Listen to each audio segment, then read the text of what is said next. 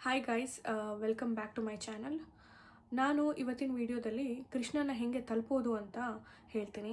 ಆಮೇಲೆ ಒಂದು small story Udupi ಕೃಷ್ಣನ ಬಗ್ಗೆ ಆ, ಹೇಳ್ತೀನಿ, ಕೇಳಿ. ವಿಡಿಯೋನ ಎಂಡ್ ತನಕ ನೋಡಿ ಗೈಸ್.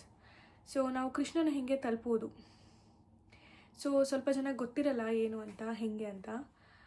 ಕೃಷ್ಣನ ಹೆಂಗೆ ತಲುಪೋದು ಅಂತ. ಕೃಷ್ಣನ ಹೋಲಿಸ್ಕೊಳ್ಳೋದು ನಮ್ಗೆ ಗೊತ್ತು. ನಾವು ಕೃಷ್ಣನ ಜಪ ಮಾಡಿ ನಾವು ಕೃಷ್ಣನ ಭಕ್ತರಾದರೆ ಸಾಕು, ನಮಗೆ ಕೃಷ್ಣನ ಹೋಲಿಸ್ಕೊಳ್ತೀವಿ. ಕೃಷ್ಣ ತುಂಬ ರಾಧಾ ಅಂದರೆ ಸಾಕು ಬಂದ್ಬಿಡ್ತಾರೆ ಕೃಷ್ಣ. ಅಷ್ಟು ನಮಗೆ ಭಕ್ತರಿಗೆ ಅವ್ರು ಅಷ್ಟು ಪ್ರೀತಿ ಇಟ್ಟಿದ್ದಾರೆ. ರಾಧಾ ಅಂದರೆ ಸಾಕು ಓಡಿ ಓಡಿ ಬರ್ತಾರೆ ಕೃಷ್ಣ. ಸೊ ನಮಗೇನು ತುಂಬ ತಪಸ್ಸು ಮಾಡಬೇಕಂತ ಏನಿಲ್ಲ. ನಾವು ವರ್ಷಾನುಗಟ್ಲೆ 10 ವರ್ಷ 20 ವರ್ಷ ಕೂತ್ಕೊಂಡು ತಪಸ್ಸು ಮಾಡಲಿಕ್ಕಿಲ್ಲ. ನಮಗೊಂದು ದೇವರು ಒಲಿಬೇಕು ಅಂದರೆ. ಆವಾಗಿನ ಕಾಲದಲ್ಲೆಲ್ಲ ಹಂಗಿತ್ತು. ಬಟ್ ಇವಾಗಿನ ಕಾಲದಲ್ಲಿ ನಮಗೊಂದು ಮಂತ್ರಗಳು ಕೊಟ್ಟಿದ್ದಾರೆ. ಮಂತ್ರಗಳಿಂದ ನಾವು ದೇವ್ರನ್ನ ಹೋಲಿಸ್ಕೋಬೋದು.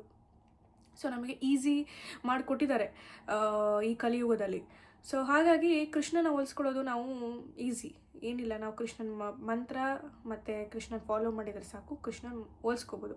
ಕೃಷ್ಣನ ತಲುಪೋದು ಹೇಗೆ ಅಂದರೆ, ನನಗೂ ಇದು ನನ್ನ ಇದ್ರ ಬಗ್ಗೆ ಓದಾದ್ಮೇಲೆ ನನಗೂ ಸ್ವಲ್ಪ ಶಾಕ್ ಆಯಿತು. ನಾವು ಕೃಷ್ಣನ ತಲುಪೋದು ಬೇರೆ ಇದೆಯಾ, ಹಿಂಗೆ ಬೇರೆ ಇದೆಯಾ ಅಂತ ನನಗೂ ತುಂಬ ರಿಸರ್ಚ್ ಮಾಡಿ ಆಮೇಲೆ ನನಗೆ ಅರ್ಥ ಆಗಿದೆ ಸ್ವಲ್ಪ ಹೆಂಗೆ ಅಂತ. ಅದನ್ನು ನಾನು ನಿಮಗೆ ತಿಳಿಸ್ತೀನಿ. ಅದು ಮತ್ತು ಈಸಿ ಸೊಲ್ಯೂಷನ್ ಕೂಡ ಹೇಳ್ತೀನಿ ಹೆಂಗೆ ತಲುಪೋದು ಕೃಷ್ಣನ ಅಂತ. ಸೊ ಗೈಸ್, ನಾವು ಈ ನಾವು ಮನುಷ್ಯ ಹಾಗೆ ಹುಟ್ಟು ಬರ್ತೀವಲ್ಲ, ಈ ಬಾಡಿ ತೊಗೊಂಡು ಬರ್ತೀವಲ್ಲ ನಾವು, ಅದು ಯಾಕೆ ಬರ್ತೀವಿ ಅಂದರೆ, ನಮ್ಮದು ಒಂದು ಬಾಕಿ ಇತ್ತು. ಹೋದ ಜನ್ಮದಲ್ಲಿ ನಂದು ಎಲ್ಲರದು ಏನೋ ಒಂದು ಬಾಕಿ ಇರುತ್ತೆ. ನಾವು ಕೆಲಸ ಮಾಡಿರ್ತೀವಿ. ಅದಕ್ಕೂ ಯಾಕೆ ಬಾಕಿ ಇತ್ತು ಅಂದರೆ, ಒಂದು ಕೆಲಸ ಕರ್ಮ ಮಾಡಾದ್ಮೇಲೆ ನಾವು ರಿಸಲ್ಟ್ ಬಗ್ಗೆ ತುಂಬ ಅಟ್ಯಾಚ್ಮೆಂಟ್ ಇಟ್ಕೊಂಡಿರ್ತೀವಿ. ಹಾಗಾಗಿ ನಾವು ಮತ್ತೆ ತಿರ್ಗಾ ಹುಟ್ಟಿ ಬಂದು ಮತ್ತೆ ಮನುಷ್ಯನ ಜೀವ ತಗೊಂಡು ಬರ್ತೀವಿ. ಕೃಷ್ಣನ ತಲುಪೋಕ್ಕಾಗಲ್ಲ ನಾವು. ಮತ್ತೆ ಬಂದು ನಾವು ಈ ವರ್ಲ್ಡಲ್ಲಿ, ಇಂಥ ಕ್ರುವೆಲ್ ವರ್ಲ್ಡಲ್ಲಿ ನಾವು ಬಂದು ಸಿಗಾಕೊಬಿಡ್ತೀವಿ.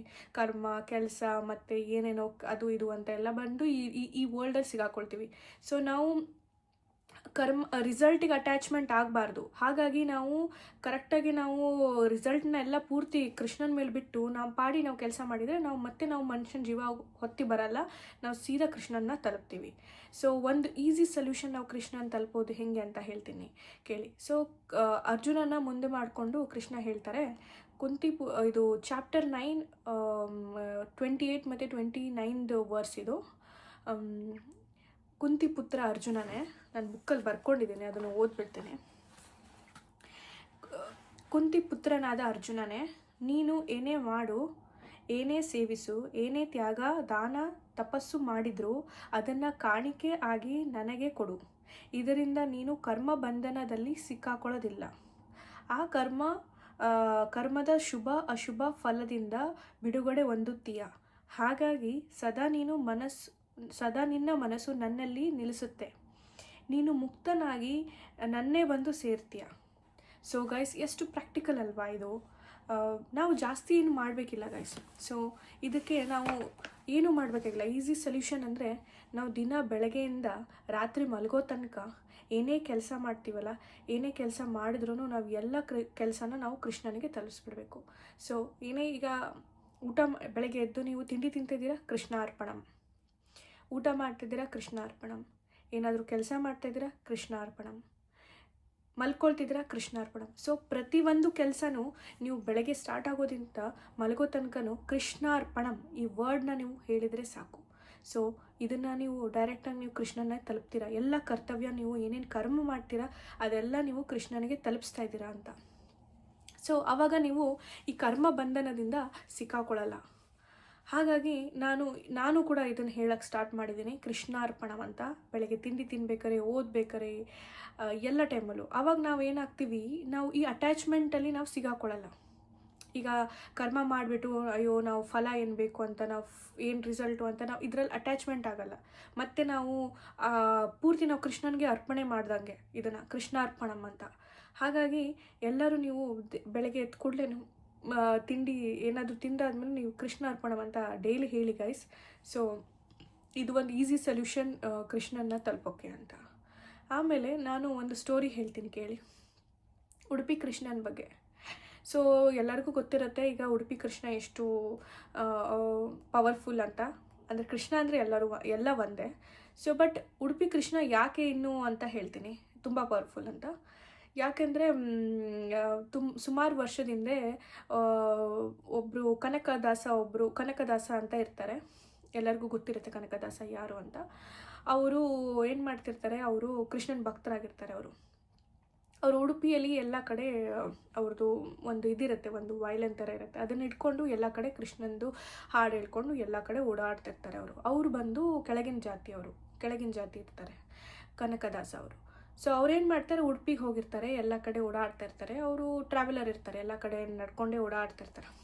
ಆವಾಗ ಅವರು ಉಡುಪಿ ಕೃಷ್ಣ ನೋಡಬೇಕು ಅಂದ್ಬಿಟ್ಟು ಏನು ಮಾಡ್ತಾರೆ, ದೇವಸ್ಥಾನಕ್ಕೆ ಹೋಗೋಕ್ಕೆ ಟ್ರೈ ಮಾಡ್ತಾರೆ ಉಡುಪಿಯಲ್ಲಿ. ಆವಾಗ ಅವರಿಗೆ ಯಾವ ಜಾತಿ ನೀವು ಅಂತೇಳಿ ಒಳಗೆ ಬಿಡಲ್ಲ ಅವ್ರನ್ನ, ಅವರು ಕೆಳಗಿನ ಜಾತಿ ಅಂತ ಗೊತ್ತಾಗುತ್ತೆ. ಸೊ ನೀವು ಹೋಗಂಗಿಲ್ಲ ನೀವು ಒಳಗೆ ಅಂತ ಹೇಳ್ಬಿಟ್ಟು ಅವ್ರನ್ನ ಎಳೆದ್ಬಿಟ್ಟು ಹೊರಗೆ ಹಾಕ್ಬಿಡ್ತಾರೆ ಎಲ್ಲ ಜನ. ಆವಾಗ ಇವ್ರಿಗೆ ಬೇಜಾರಾಗುತ್ತೆ, ನಾನು ಅಲ್ಲಿಂದ ಇಲ್ಲಿ ತನಕ ಬಂದೆ ಕೃಷ್ಣನ ನೋಡೋಕ್ಕೆ, ಬಟ್ ನನಗೆ ಒಳಗೆ ಹೋಗೋಕ್ಕೆ ಬಿಡ್ತಾ ಇಲ್ಲಲ್ಲ, ಸ್ವಾಮಿ ನಿನ್ನ ದರ್ಶನ ಬೇಕಲ್ಲ ನನಗೆ, ಯಾಕೆ ಹಿಂಗೆ ಮಾಡ್ತಿದ್ದಾರೆ, ನನಗೆ ಈ ಜಗತ್ತೇನಿದು ಹಿಂಗೆ ಅಂದ್ಬಿಟ್ಟು ಕನಕದಾಸ ಅವರು ತುಂಬ ಬೇಜಾರು ಮಾಡ್ಕೊಂಡು ಅಳ್ತಾ ಕೂತಿರ್ತಾರೆ ಅಲ್ಲೇ ಹೊರಗೆ. ಆವಾಗ ಏನಾಗುತ್ತೆ, ಕೃಷ್ಣ ಹಿಂಗೆ ಫೇಸ್ ಆಗಿರ್ತಾರೆ, ಹಿಂಗೆ ಆ್ಯಕ್ಚುಲಾಗಿ ನಾವು ದೇವಸ್ಥಾನಕ್ಕೆ ಹೋದಾಗ ಆಪೋಸಿಟಾಗಿ ನೋಡ್ತೀವಲ್ಲ ದೇವ್ರನ್ನ, ಬಟ್ ಕನಕದಾಸ ಹಿಂದೆ ಇರ್ತಾರಲ್ವಾ, ಕನಕದಾಸ ಅವರು ಸೊ ಅವಾಗ ಕನಕದಾಸ ಅಳ್ತಾ ಕೂತ್ಕೊಂಡಿದ್ದಾಗ ಏನಾಗುತ್ತೆ, ಕೃಷ್ಣ ಏನು ಮಾಡ್ತಾರೆ, ಕನಕದಾಸಂಗೆ ದರ್ಶನ ಕೊಡೋಕ್ಕೆ ಕೃಷ್ಣನ ಮೂರ್ತಿ ಇರುತ್ತಲ್ವ ಅದನ್ನೇ ಪೂರ್ತಿ ತಿರುಗಿಬಿಡುತ್ತೆ. ಕನಕದಾಸ ಯಾವ ಕಡೆ ಇರ್ತಾರಲ್ಲ ಅವ್ರ ಕಡೆ ಫುಲ್ ಗೋಡೆ ಎಲ್ಲ ಬಿದ್ದೋಗಿ ಅದು ಪೂರ್ತಿ ಕಡೆ ತಿರುಗಿಬಿಡುತ್ತೆ ಕನಕದಾಸಂಗೆ ದರ್ಶನ ಕೊಡೋಕ್ಕೆ. ಸೊ ಆವಾಗ ಅದಕ್ಕೆ ನಾವು ಉಡುಪಿ ಕೃಷ್ಣಂಗೆ ಹೋದಾಗ ನಾವು ಕನಕನ ಕಿಂಡಿ ಅಂತ ಒಂದಿದೆ ಗೈಸ್, ಅಲ್ಲಿ ಕನಕನ ಕಿಂಡಿ ನಾವು ವಿಂಡೋದಲ್ಲೇ ನೋಡಬೇಕು ಕೃಷ್ಣ, ಬಿಕಾಸ್ ಆಪೋಸಿಟಾಗಿ ತಿರುಗಿದ್ದಾರೆ, ಉಲ್ಟಾ ತಿರುಗಿದ್ದಾರೆ. ಯಾಕೆ ಅಂದರೆ ಕನಕದಾಸಂಗೆ ದರ್ಶನ ಕೊಡೋಕ್ಕೆ ಅವರು ತಿರುಗಿಬಿಟ್ಟಿದ್ದಾರೆ. ಸೊ ಇದೆಲ್ಲ ಅರ್ಥ ಮಾಡ್ಕೋಬೋದು, ನಮ್ಮ ಭಕ್ತರಿಗೆ ಶ್ರೀಕೃಷ್ಣ ಏನು ಮಾಡೋಕ್ಕೂ ರೆಡಿ ಇರ್ತಾರೆ.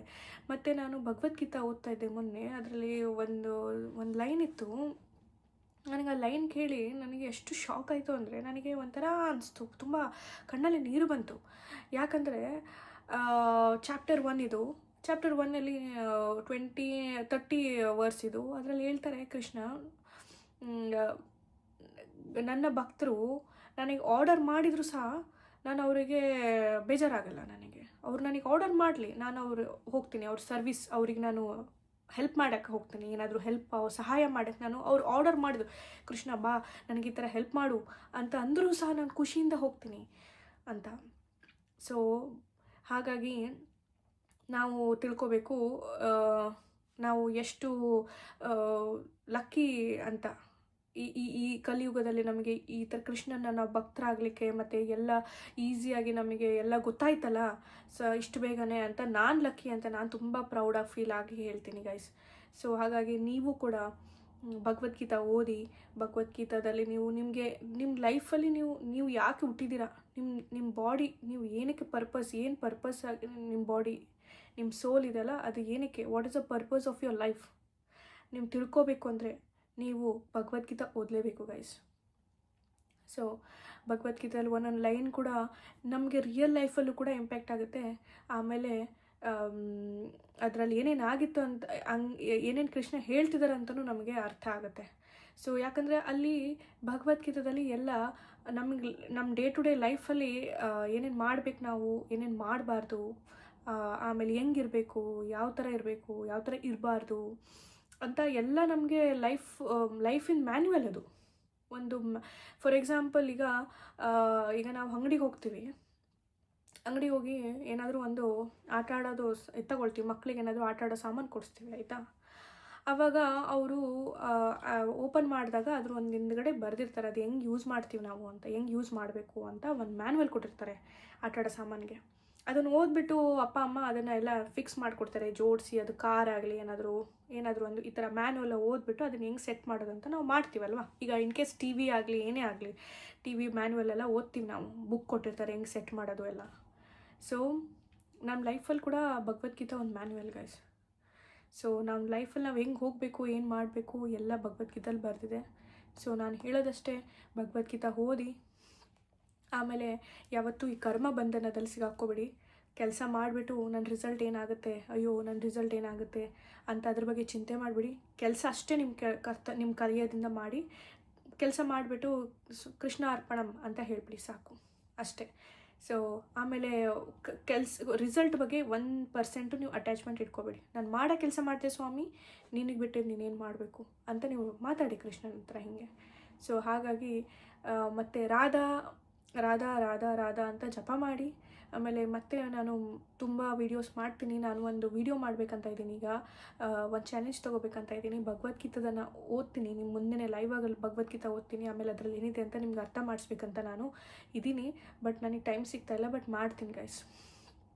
ಸೊ ಈ ಥರನೇ ನಾನು ವೀಡಿಯೋಸ್ ಮಾಡ್ತಾ ಇರ್ತೀನಿ. ಸೊ ನನ್ನ ಚಾನಲ್ನ ಸಬ್ಸ್ಕ್ರೈಬ್ ಮಾಡಿ. Thank you so much.